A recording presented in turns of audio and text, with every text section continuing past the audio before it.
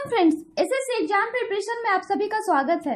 आज का हमारा टॉपिक है प्रॉफिट एंड लॉस। इसके पहले हम इसके 6 पार्ट अपलोड कर चुके हैं, ये हमारा 7वां पार्ट है।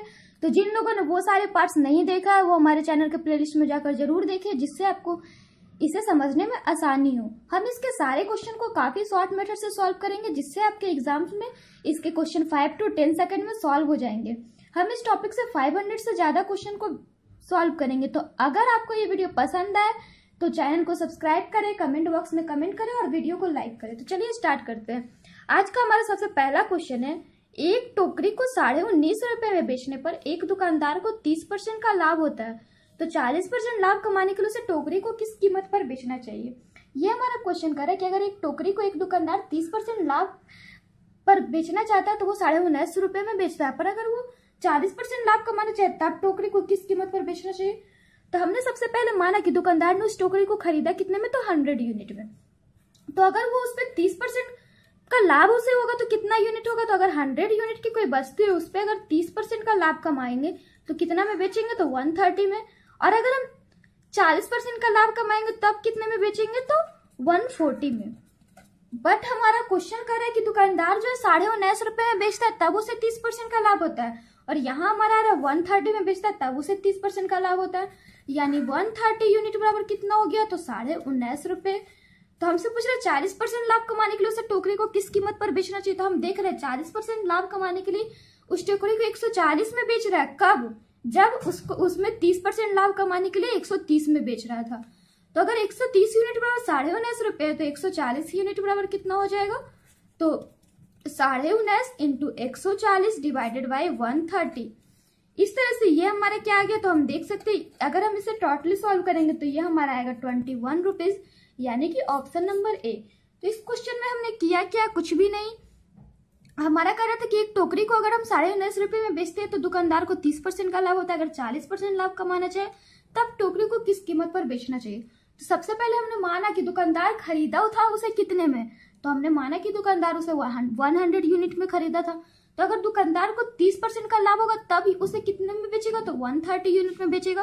और अगर उस पर वो 40% लाभ कमाना चाहता है तब कितने में बेचेगा, तो 140 यूनिट में। बट यहाँ हमारा क्वेश्चन कर रहा है कि 30% लाभ कमाना है। 30% लाभ होता है कब, जब वो उसे 19.5 रुपए में बेचते हैं, यानी कि 130 यूनिट बराबर 19.5 रुपए, तो 40% लाभ कमाने के लिए यानी 140 यूनिट बराबर 19.5 into 140 divided by 130 multiply by 100, यानी कि 21 रुपए, ऑप्शन नंबर ए। नेक्स्ट है हमारा क्वेश्चन नंबर 68। एक कुकर 16% लाभ पर बेचा गया, यदि उसे 20 रुपए अधिक मूल्य पर बेचा जाता है तो 20% लाभ होता है, तो कुकर का क्रय मूल्य ज्ञात करें। ये हमारा क्या क्वेश्चन करे कि एक कुकर है जिसे 16% लाभ पर बेचा जाता है, बट अगर हम उसे 20 रुपए अधिक मूल्य पर बेचते तो 20% का लाभ होता, तो कुकर का क्रय मूल्य क्या होगा। तो सबसे पहले हमने माना कि कुकर का क्रय मूल्य यानी कि जितने मूल्य पे खरीदा दुकानदार, तो हमने माना कि कुकर का क्रय मूल्य कितना है, तो 100 यूनिट है। तो अगर 100 यूनिट कुकर का क्रय मूल्य, उस पर अगर वो चाहता है कि 16% उसे अगर वो 16% लाभ पर बेचेगा तो कितने में बेचेगा, तो 160 में बेचेगा। और अगर वो 20% लाभ पर बेचेगा तब कितने में बेचेगा, तो 120 में बेचेगा। तो यहाँ पे देख रहे हैं कि अगर वो 16% लाभ की जगह पर 20% अगर लाभ में बेचे तब उसे कितने का प्रॉफिट होगा, तो 4 यूनिट का। बट यहाँ पे कह रहा है कि अगर वो 16% लाभ की जगह पे 20% लाभ पे बेचा तब वो 20 रुपए अधिक में बेचता है। यहाँ पे हमारा आ रहा है 4 यूनिट में अधिक में बेच रहा है, यानी कि 4 यूनिट बराबर कितना हो गया, तो 20 रुपीज। तो हमसे पूछ रहा है कुकर का क्रय मूल्य कितना होगा, तो हमने माना कितना था, तो 100 यूनिट। तो अगर 4 यूनिट बराबर RS20 तो 100 यूनिट बराबर क्या हो जाएगा, तो RS20 multiply by 100 divided by 4, यानी कि 500 रुपीज में बेचा था, option number C, option number C. Next है हमारा क्वेश्चन नंबर 69। 20% हानि पर बेची गई वस्तु को जब 20% लाभ पर बेचा जाता है तो 60 रुपए अधिक मिलता है, तो वस्तु का क्रय मूल्य क्या होगा। ये हमारा क्वेश्चन करे कि अगर कोई वस्तु है जिसे 20% हानि पर बेचा गया है, अगर उसे 20% लाभ पर बेचा जाता है तब 60 रुपए अधिक मिलते हैं, तो वस्तु का क्रय मूल्य क्या होगा। तो हमने माना वस्तु का क्रय मूल्य 100 यूनिट है। अगर उसको वो 20% हानि पर बेचेगा तब कितने में बेचेगा, तो 80 यूनिट में बेचेगा। और अगर 20% प्रॉफिट में बेचेगा तब कितने में बेचेगा, तो 120 यानी कि कितने अधिक में, 20% हानि की जगह पे 20% प्रॉफिट में बेचेगा तो कितने अधिक में बेचेगा, तो 40 में। और यहाँ पे हमारा क्वेश्चन करें कि 20% हानि की जगह पर 20% प्रॉफिट में बेचा तो 60 रुपीज अधिक में बेचा है, यानी कि 40 यूनिट इक्वल टू क्या हो गया, तो 60 रुपीज। तो हमसे पूछ रहा है वस्तु का क्रय मूल्य, यानी 100 यूनिट बराबर क्या होगा, तो 40 यूनिट बराबर 60, तो 100 यूनिट बराबर 60 मल्टीप्लाई बाई 100 डिवाइडेड बाई 40। इस तरह से ये हमारा आ गया 150 रुपीज, यानी कि ऑप्शन नंबर बी। नेक्स्ट है हमारा क्वेश्चन नंबर 70।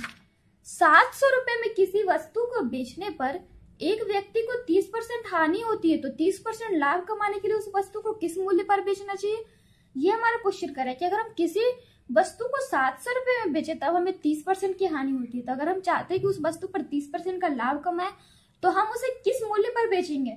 तो हमने माना कि हमने उस वस्तु को खरीदा कितने में था, तो 100 यूनिट में।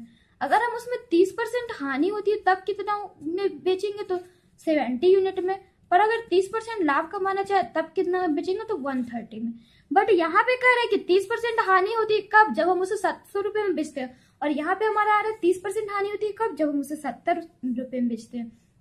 यानी कि इधर हमारा मल्टीप्लाई कितने से हो रहा है, तो 700 से, सॉरी 10 से मल्टीप्लाई हो रहा है। तो हमसे पूछ रहा है 30% लाभ कमाने के लिए उस वस्तु को किस मूल्य पर बेचना चाहिए, तो मल्टीप्लाई का इधर भी 10 होगा, अगर इधर मल्टीप्लाई किया 10 तो इधर भी, यानी कि 1300 रुपए में। हमने ये 10 मल्टीप्लाई कैसे किया ये भी आप देख सकते हैं। ये हमारा क्वेश्चन करता 30% हानि कब होती है, जब 700 रुपए में बेचते हैं। यहाँ पे हमारा आ रहा था 30% हानि कब होती है, जब 70 यूनिट में बेचते हैं, यानी कि 70 यूनिट बराबर क्या हो गया, तो आधे से 700। तो 30% लाभ कमाने के लिए उस वस्तु को किस कीमत पर बेचेगा, तो हमारा यहाँ पे आ रहा है 30% लाभ कमाने के लिए 130 में बेचेगा। तो जब 70 यूनिट बराबर 700 तो 130 यूनिट बराबर R S 700 multiply by 130 divided by 70। इस तरह से ये भी हमारा कितना आ गया, तो 1300 रुपए, यानी कि ऑप्शन नंबर डी। नेक्स्ट है हमारा क्वेश्चन नंबर 71। एक व्यक्ति ने 450 रुपए में एक बेडशीट खरीद कर उसने विक्रय मूल्य के 10% लाभ पर बेच दिया, तो बेडशीट का विक्रय मूल्य क्या था, ये हमारा क्वेश्चन कह रहा है कि एक बेडशीट है जिसे कि 450 रुपए में खरीद कर, एक व्यक्ति ने 450 रुपए में एक बेडशीट खरीद कर विक्रय मूल्य के 10% लाभ पर बेच दिया, तो बेडशीट का विक्रय मूल्य ज्ञात करें। ये हमारा क्वेश्चन करे कि अगर एक बेडशीट है उसे हम 450 रुपए में खरीदते हैं, यानी कि कॉस्ट प्राइस इक्वल टू 450 हमारा बोल रखा है।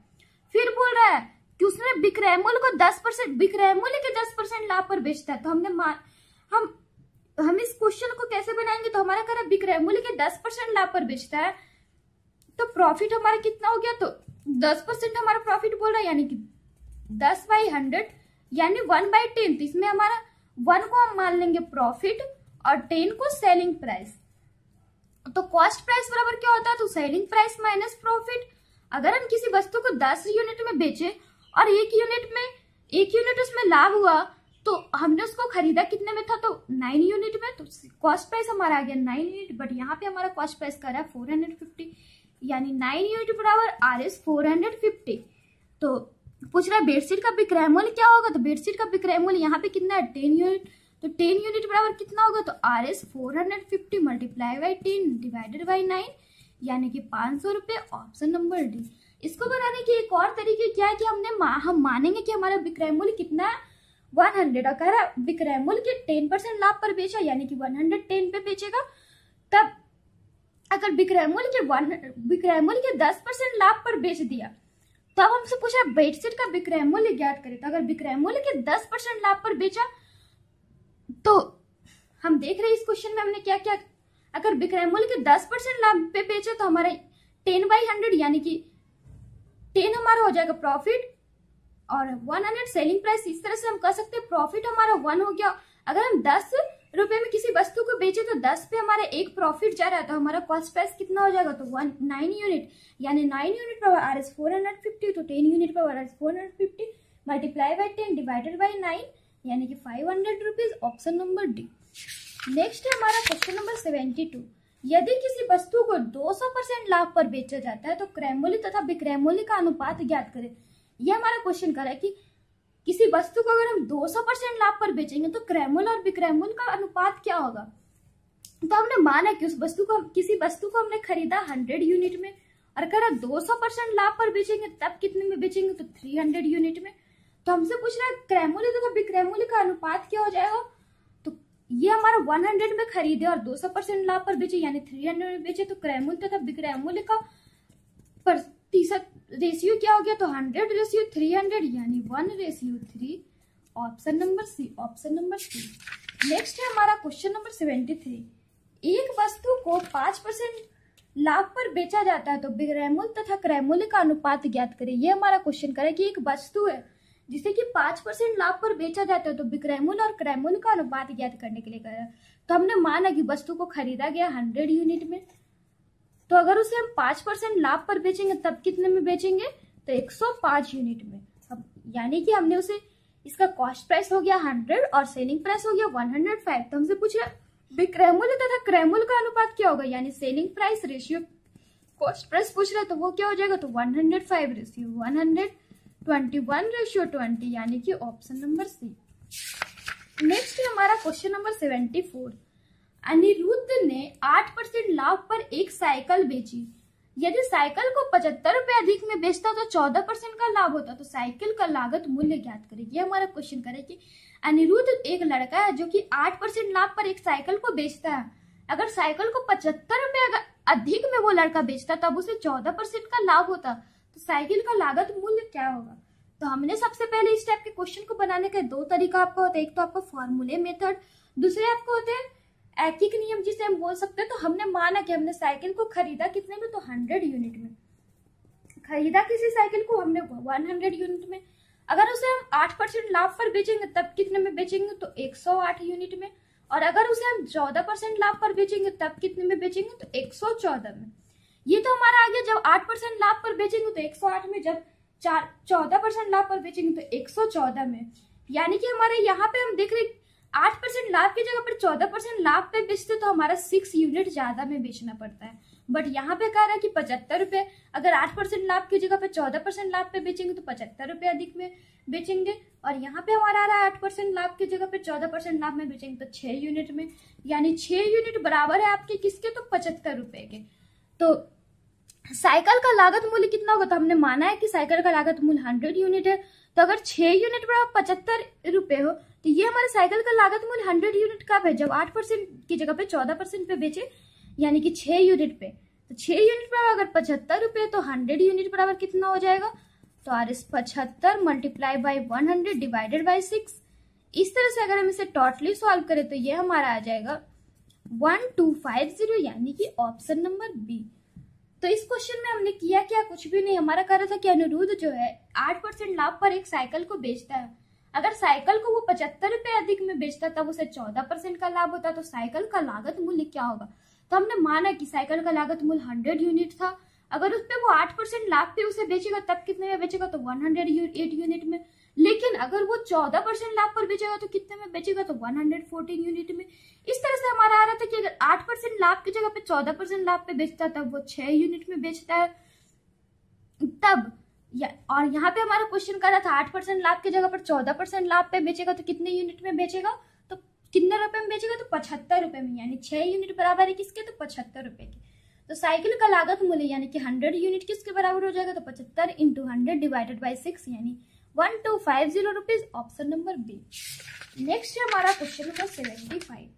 2850 रुपए में एक साइकिल बेचकर एक दुकानदार 14% लाभ कमाता है। यदि लाभ घटकर 8% हो जाता है तो विक्रय मूल्य ज्ञात करें।